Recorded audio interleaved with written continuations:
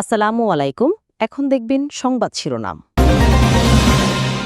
দুই সাজ্জাদের নিয়ন্ত্রণে চট্টগ্রামের আন্ডারওয়ার্ল্ড রাজনৈতিক ছত্রছায়ার সক্রিয় বিশাল বাহিনী, বিরুদ্ধে গেলেই নিশ্চিত মৃত্যু। ধানমন্ডিতে 5টি বিড়ালের চোখ খুবলে নেয়ার ঘটনায় দানা বাঁধছে রহস্য। সাইকোপ্যাথ কাণ্ডের শঙ্কা উড়িয়ে দিচ্ছে না পুলিশ ও মানসিক রোগ বিশেষজ্ঞরা।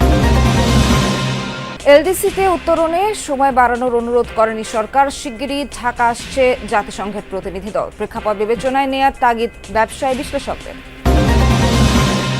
নারায়ণগঞ্জ 5 আসনের মনোনয়ন নিয়ে বিএনপি তৃণমূলে ক্ষোভ। ওসমান পরিবারের সাথে মাসুদুজ্জামানের ছবি ভাইরাল। দেশে ফিরে সব অভিযোগের জবাব দেওয়ার ঘোষণা। সরকারি প্রাথমিক বিদ্যালয়ের শিক্ষকদের কর্মবিরতিতে ক্ষতিগ্রস্ত হচ্ছে কোটি শিক্ষার্থী। যৌক্তিক দাবিতেই কর্মসূচি, দাবি আন্দোলনকারীদের। এতক্ষণ দেখছিলেন সংবাদ শিরোনাম, এখন দেখবেন বিস্তারিত। বড় সাজ্জাদ বিদেশে, ছোট সাজ্জাদ কারাগারে। অথচ চট্টগ্রামে আন্ডারওয়ার্ল্ডের অন্যতম নিয়ন্ত্রক এই দুই সাজ্জাদ গুরু শিষ্যের বিরুদ্ধে গেলেই নিশ্চিত মৃত্যু, যার সর্বশেষ প্রমাণ সরোয়ার বাবলা হত্যাকাণ্ড। অন্ধকার জগতে এখন তাদের একচ্ছত্র আধিপত্য। আছে রাজনৈতিক ছত্রছায়া, অস্ত্র ভাণ্ডার ও বিশাল বাহিনী, যারা শহর ও বিভিন্ন উপজেলায় সক্রিয়। চালিতাতুলি এলাকার সাজ্জাদ আলী খান 90-এর দশকের আলোচিত দুর্ধর্ষ শীর্ষ সন্ত্রাসী, বেশি পরিচিতি শিবির ক্যাডার সাজ্জাদ হিসেবে। 2000 সালে বদধারাটে আলোচিত 8 মার্ডার মামলায় ফাঁসির দণ্ডপ্রাপ্ত। পালিয়ে প্রথমে দুবাই, পরে ভারতে গিয়ে সংসার পাতেন। সাজ্জাদকে ধরতে ইন্টারপোলের রেড নোটিশ জারি আছে এখনো। সরোয়ার বাবলা ও নুরুন নবী ম্যাকসন ছিলেন সাজ্জাদের শিষ্য। 2011 সালে অস্ত্রসহ গ্রেপ্তার হন দুজনেই। 2017 সালে মুক্তি পেয়ে চলে যান কাতারে। সেখানেও জেল খাটা বাবলাকে দেশে ফেরত পাঠালে 2020 সালে বিমানবন্দরে গ্রেপ্তার হন। 4 বছর জেল খেটে বের হয়ে 2024 সালের 27 জুলাই আবার গ্রেপ্তার হন বাবলা। 5 আগস্টের পর জামিনে মুক্তি পান। বিদেশে অবস্থানরত সাজ্জাদের সাথে বিরোধের জেরে আলাদা বাহিনী গড়েছিলেন সরোয়ার বাবলা। তখন সাজ্জাদের সেকেন্ড ইন কমান্ড হন ছোট সাজ্জাদ ওরফে বুড়ির নাতি। শুরু হয় দু গ্রুপের আধিপত্যের লড়াই। 2022 সালে ভারতে ম্যাকসনের রহস্যজনক মৃত্যু হলে বাবলা একা হয়ে পড়েন। গত 15 মার্চ ঢাকা থেকে ছোট সাজ্জাদ ধরা পড়ার নেপথ্যে বাবলাকে দায়ী করেন তার সহযোগীরা। এরপর দুদফা বাবলাকে গুলি করে হত্যা চেষ্টা ব্যর্থ হলে গত 5 নভেম্বর তৃতীয়বারে এসে সফল হয় খুনিরা। বড় সাজ্জাদ ভারতে, ছোট সাজ্জাদ জেলে, কিন্তু চট্টগ্রামের অপরাধ জগতে সক্রিয় তাদের বাহিনী। বিশেষ করে রায়হান, ইমন, খোরশেদের নাম আসছে সাম্প্রতিক একাধিক হত্যাকাণ্ডের ঘটনায়। হুমকির কয়েকটি ফোনালাপও ফাঁস হয়েছে। সন্ত্রাসীদের প্রত্যেককে সবসময় দেখা গেছে যখন যে দল ক্ষমতায় সে দলের নেতাদের ছত্রছায়ায়। এগুলো একেবারে সুপরিকল্পিত হত্যাকাণ্ড। এটা জেলখানার ভিতর থেকে পরিকল্পনা হতে পারে, দেশের বাইরে থেকেও হতে পারে। এগুলো খতিয়ে দেখে পুলিশের জন্য, র্যাবের জন্য কোনো বিষয় নয়, তাদের কাছে এগুলো ফাইল আছে। সম্প্রতি রাজধানী ধানমন্ডি এলাকায় 5টি বিড়ালের চোখ নৃশংসভাবে খুবলে নেওয়ার ঘটনায় দানা বাঁধছে নানান রহস্য। অনেকে মনে প্রশ্ন, ঢাকা শহরেই কি তবে ঘুরে বেড়াচ্ছে কোনো সাইকোপ্যাথ, যে কোনো সময়ে যার টার্গেট হতে পারে নিরাপদকেও? বিশেষজ্ঞরা বলছেন এটি সাইকোপ্যাথের কাজ হলে তার শঙ্কার কারণই বটে।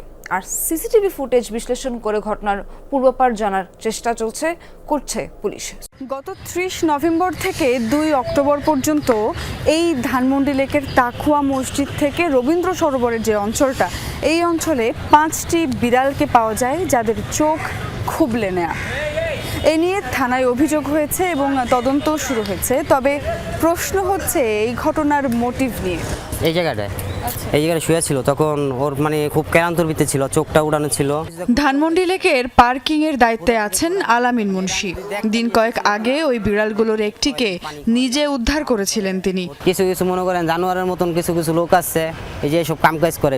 চোখ উপড়ে নেয়া 5 বিড়ালের মধ্যে ইনফেকশনের কারণে এরই মধ্যে মারা গেছে 2টি। রাজধানীর গুলশানের একটি পশু হাসপাতালে কয়েকদিন আগে আইসিইউতেও ছিল বিড়াল 2টি। চিকিৎসকরা বলছেন মৃত্যুর 4 থেকে 5 দিন আগে জোর করে চোখ তুলে নেয়ার আলামত পেয়েছেন তারা। আমরা যখন ক্লোজ অবজারভেশনে গেলাম, দেখলাম যে যেই জায়গাটা সেটা খুবই অ্যাব্রোথ্যাব্রোভাবে কাটা।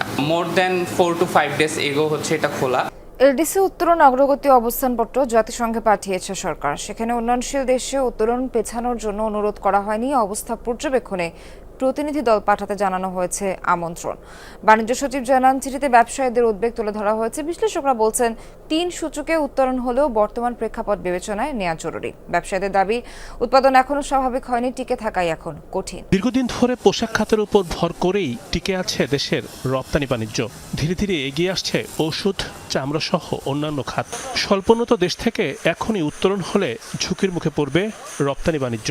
শুল্ক ও অশুল্ক বাধায় হারাতে হবে বিশ্ববাজার। পূর্ব ঘোষণা অনুযায়ী 2026 সালের নভেম্বর মাসে স্বল্পোন্নত বা এলডিসি থেকে উন্নয়নশীল দেশের কাতারে পৌঁছাবে বাংলাদেশ। উত্তরণে আপত্তি দিয়েছে ব্যবসায়ীদের একাধিক সংগঠন। এরই মধ্যে জাতিসংঘে অবস্থানপত্র পাঠিয়েছে সরকার। বর্ধিত সময় না চেয়ে সেখানে নেওয়া হয়েছে কৌশলী ভূমিকা। আমরা আমাদের যেটা পজিশন পেপার সেটা আপনার পাঠানো হয়েছিল। পাঠানোর পরে তাদের টিম আসবে ইত্যাদি। রাষ্ট্র হিসেবে তো আমরা আগে রিকোয়েস্ট করে এটা করেছি। এখন এসে যে আমরা চাই না ওই কথা তো বলার কোনো সুযোগ নাই। কাজে ওইটা বিফিটিং ম্যানারে যেভাবে বলার সেইভাবে বলতে হবে, তো আমরা সেইভাবে বলেছি। নারায়ণগঞ্জ 5 আসনে বিএনপির মনোনয়ন নিয়ে তৃণমূলে দেখা দিয়েছে অসন্তোষ। তাদের অভিযোগ, বিগত সময়ে আওয়ামী লীগ নেতাদের সাথে মিলেমিশে ব্যবসা বাণিজ্য করেছেন দল মনোনীত প্রার্থী মাসুদুজ্জামান মাসুদ। ওসমান পরিবারের সদস্য ও আওয়ামী লীগ নেতাদের সাথে ঘনিষ্ঠ ছবি ভাইরাল হয়েছে সামাজিক যোগাযোগ মাধ্যমে। সদ্য দলে যোগ দেয়া একজন ব্যবসায়ীকে মনোনয়ন দেওয়ার সিদ্ধান্ত নিয়ে প্রশ্ন তুলেছেন নেতাকর্মীরা। তবে বিএনপি মনোনীত প্রার্থীর দাবি, ওসমান পরিবার ভয় ভীতি দেখিয়ে বিভিন্ন অনুষ্ঠানে যেতে বাধ্য করত তাকে। সদর আর বন্দর উপজেলা নিয়ে নারায়ণগঞ্জ 5 আসন। আসন্ন জাতীয় সংসদ নির্বাচনে আসনটিতে বিএনপির মনোনয়ন পেয়েছেন ব্যবসায়ী মাসুদুজ্জামান মাসুদ। চলতি বছরের সেপ্টেম্বরে বিএনপির যুগ্ম মহাসচিব রুহুল কবির রিজভীর হাতে ফুলের তোড়া দিয়ে দলটিতে আনুষ্ঠানিকভাবে যোগ দেন মাসুদুজ্জামান। দলে যোগ দিয়েই একাধিকবারের এমপি আবুল কালাম সহ বড় বড় নেতাদের টেক্কা দিয়ে পেয়েছেন দলের মনোনয়ন। তবে শুরুতেই পড়েছেন বিতর্কের মুখে। ওসমান পরিবার ও আওয়ামী লীগের নেতাদের সাথে তার ঘনিষ্ঠ ছবি ঘুরছে সামাজিক যোগাযোগ মাধ্যমে। স্থানীয় বিএনপি নেতাকর্মীদের অভিযোগ, রাজনৈতিক পট পরিবর্তনের আগ পর্যন্ত আওয়ামী লীগ নেতাদের সাথে মিলেমিশে ব্যবসা করেছেন মাসুদুজ্জামান। সোশ্যাল মিডিয়া খুললেই দেখবেন এদের ছবি আওয়ামী লীগের এমন কোনো লোকের সাথে নাই তার সাথে সংযোগ। এখন আমরা কিভাবে রাজপথের কর্মীরা মেনে নেই? সেলিম ওসমান উনি আমাকে রিং করে যে 11 নম্বর ওয়ার্ডে যাব, তোমাকে থাকতে হবে। আমার এই দলের সাথে কোনো যোগাযোগ নাই, আমি কেন আপনার এখানে যাব? এই সেলিম ওসমান আমার বাপকে রিং দেয়, আমার সম্বন্ধে অনেক কিছু বলে এবং এক রকমের হুমকি। বাধ্য হয়ে একটা অনুষ্ঠানে আমি এখানে উপস্থিত হয়েছিলাম। বর্তমানে দেশের বাইরে অবস্থান করছেন ব্যবসায়ী মাসুদুজ্জামান। দেশে ফিরে সংবাদ সম্মেলন করে সব অভিযোগের জবাব দেবেন বলেও জানিয়েছেন তিনি। শিক্ষাঙ্গনে বারবার আন্দোলনের ফলে ব্যাহত হচ্ছে শিক্ষার্থীদের পাঠ। 3 দফা দাবিতে প্রাথমিক বিদ্যালয়ের শিক্ষকদের কর্মবিরতি স্থগিত করার ঘোষণা এলেও ধিমে তালে চলছে পড়াশোনা। এ ধরনের অস্থিরতা শিক্ষার্থীদের মানসিক বিকাশে চাপের সৃষ্টি করছে বলছেন অভিভাবকেরা। যদিও শিক্ষকরা বলছেন যৌক্তিক দাবিতেই আন্দোলনে ছিলেন তারা।